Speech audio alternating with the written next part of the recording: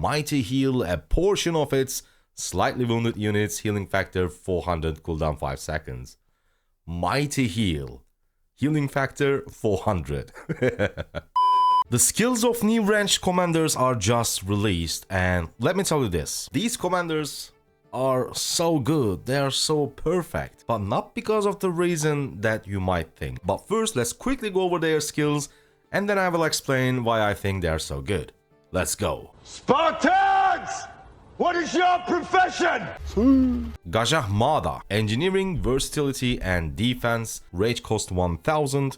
Next 5 seconds, commander's troop deal 10% more ranged normal attack damage. Whenever their troop launches a ranged basic attack, it deals extra ranged smite damage. I mean, this is no surprise. We were expecting new commanders with smite damage, but getting it on a ranged commander after Gorgo and Liu Che is kinda a little bit weird in my opinion. I guess this one is important. Ranged smite damage is affected by bonuses to only ranged normal damage. It's not affected by bonuses to normal damage, skill damage, or ranged skill damage. So the only thing that can increase it is ranged normal damage. And it says this commander's troops deal 10% more ranged normal damage. So you are kinda increasing your smite damage already within the first skill. Swifty and Sturdy, 15% march speed and 40% health, which is insane. Sumpah Palaba, again this one is also going to increase your smite damage. This commander's troop deals 15% more ranged normal damage. Whenever their troop launches a ranged basic attack, it has a 10% chance to mighty heal a portion of its slightly wounded units, healing factor 400, cooldown 5 seconds. Mighty heal. Healing factor 400. This commander's siege unit gains 25% attack, so this one is like a stat stick. Whenever this commander's troops deal ranged smite damage, which is your first skill, the target loses 20% defense, 15% march speed for the next 3 seconds. So from the range with your active skill, you're actually slowing down the target, so other marches around you, other marches around that march can actually take it down. And also you are applying defense debuff, which is great. Bedil Barrage. While in range mode, this commander's troop deals 25% again more ranged normal damage, so boosting your smite damage even more.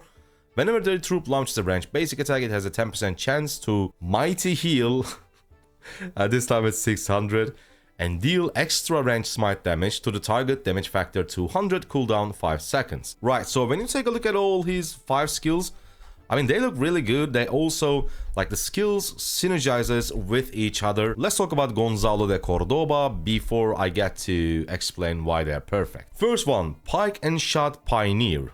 Deals, again, ranged smite damage to a target troop up to 3 enemy troops near it. Damage factor 2400, reduced by 50% if this commander's troop is not within melee range of the original target. Every additional target reduces damage, of course, by 15%. This is pretty standard. Conqueror of Granada. Siege units gain 20% attack, 15% march speed, and when you're in range mode, again, your troops deal 10% more ranged smite damage. Viceroy of Naples. You get siege defense 10%. Whenever your troop uses an active skill, with a 50% chance, you can gain 1 stack of Vigilant effect for 8 seconds. It can stack up 2 times and duration resets. Whenever their troop is hit with a basic attack, it will consume 1 stack of Vigilant to deal ranged smite damage to the attacker. Again, with your stacks, you are also, with your Vigilant stacks, you are also dealing extra smite damage, ranged smite damage, and on top of that, you also disarm your target for 1 second, and cooldown is also 1 second. So we'll see how this plays out. Order of Santiago. Commander's troops take 20% less range counterattack damage, and since you are dealing range damage, so taking less range counterattack damage is pretty decent. Whenever their troop is hit with a basic attack, it has a 10% chance to gain 40% bonus to range normal damage dealt for 3 seconds. El Gran Capitan. Straight up 15% more range normal damage if the current target of this commander's troop is, so the troop that you are actively targeting, not within melee range. This commander's troop deal 20% more range smite damage, so boosting your damage even more. Within melee range, this commander's troops deal 30% more counterattack damage. Now, Gonzalo De Cordoba and Gajah Mada. Let me explain why I think they are perfect.